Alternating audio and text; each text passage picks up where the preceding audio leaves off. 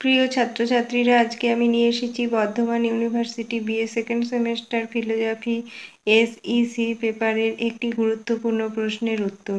প্রশ্নটি হলো, রবীন্দ্রনাথ ঠাকুর কিভাবে প্রকৃতি এবং আধ্যাত্মিকতার সম্পর্ক ব্যাখ্যা করেছেন তা আলোচনা করো। রবীন্দ্রনাথ ঠাকুরের শিল্পচিন্তা ও চেতনায় প্রকৃতি অন্যতম এক অনুষঙ্গ। নানা কথামালায় তিনি বলেছেন প্রকৃতি ও পরিবেশের কথা।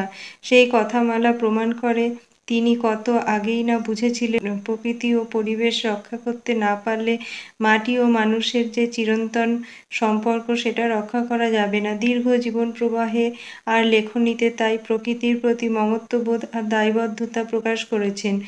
প্রকৃতি ও পরিবেশ ভাবনায় তিনি একজন অগ্রগামী চিন্তার মানুষ। তিনি প্রথম পরিবেশের ওপর মানুষের প্রভাব নিয়ে চিন্তান্বিত হন। রবীন্দ্রনাথ ঠাকুর তার তপোবন নামক প্রবন্ধে বলেছেন যে আধুনিক পাশ্চাত্য সভ্যতা বিকশিত হয়েছে ইট কাঠের তৈরি শহরে। ভারতবর্ষের সভ্যতার মূল প্রস্রবণ শহরে নয় বনে। সেখানে গাছপালা, নদী, সরোবর মানুষের সঙ্গে মিলে থাকবার যথেষ্ট অবকাশ পেয়েছিল।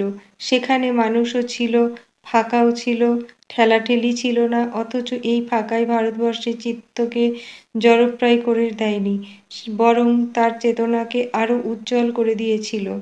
প্রাচীন ভারতবর্ষে অরণ্যের নির্জনতা মানুষের বুদ্ধিকে অভিভূত করেনি, বরং তাকে এমন একটি শক্তি দান করেছিল যে সেই অরণ্যাবাসনিসৃত সভ্যতার ধারা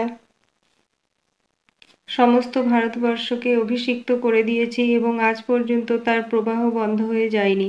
সে ধ্যানের দ্বারা বিশ্বের গভীরতার মধ্যে প্রবেশ করেছে, নিখিলের সঙ্গে আত্মার যোগ স্থাপন করেছে। তাই ঐশ্বর্যের উপকরণেই প্রধানভাবে ভারতবর্ষ নিজ সভ্যতার পরিচয় দেয়নি।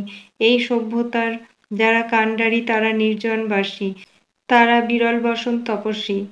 সমতল আর্যাবত্যের অরণ্যভূমি ভারতবর্ষের বুদ্ধিকে অন্তরতম রহস্যলোক আবিষ্কারে প্রেরণ করেছিল। প্রকৃতির মাঝে ধ্যানপরায়ণ চিত্ত নিয়ে যারা ছিলেন তারা নিজের চারিদিকেই একটি আনন্দময় রহস্যকে সুস্পষ্ট উপলব্ধি করেছিলেন। বিশ্ব প্রকৃতির ভিতর দিয়ে আলো, বাতাস, অন্ন, জল প্রভৃতি যে সমস্ত দান তারা গ্রহণ করেছিলেন, সেই দানগুলি যে মাটির নয়, গাছের নয়, শূন্য আকাশের নয়, একটি চেতনাময় অনন্ত আনন্দের মধ্যেই তার মূল প্রস্রবণ, এটি তারা একটি সহজ অনুভবের দ্বারা জানতে পেরেছিলেন।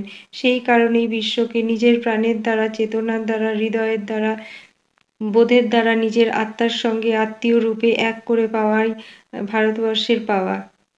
ভারতবর্ষ মানুষের শ্রেষ্ঠতা অস্বীকার করে না, কিন্তু প্রভুত্ব করাকে, ভোগ করাকেই শ্রেষ্ঠতার প্রধান লক্ষণ বলে মনে করে না।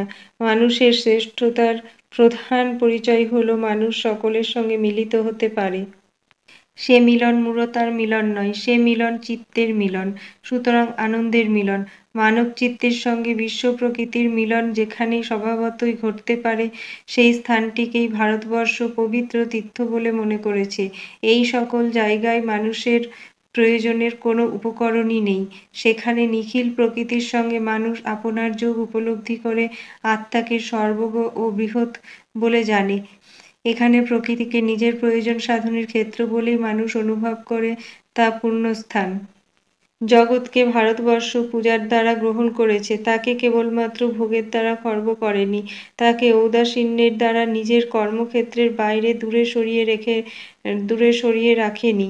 এই বিশ্ব প্রকৃতির সঙ্গে পবিত্র যোগেই ভারতবর্ষ নিজেকে বৃহৎ করে জেনেছে। ভারতবর্ষের তীর্থস্থানগুলি এই কথাই ঘোষণা করেছে। ভারতবর্ষ যে সাধনাকে গ্রহণ করেছে তা হলো বিশ্ব ব্রহ্মাণ্ডের সঙ্গে চিত্তের যোগ, আত্মার যোগ, অর্থাৎ সম্পূর্ণ যোগ। কেবল জ্ঞানের যোগ নয়, বোধের যোগ। এই যোগ সাধনা মানে সমস্ত জীবনকে এমনভাবে চালনা করা যাতে স্বাতন্ত্র্যের দ্বারা বিক্রমশালী হয়ে ওঠা যায়।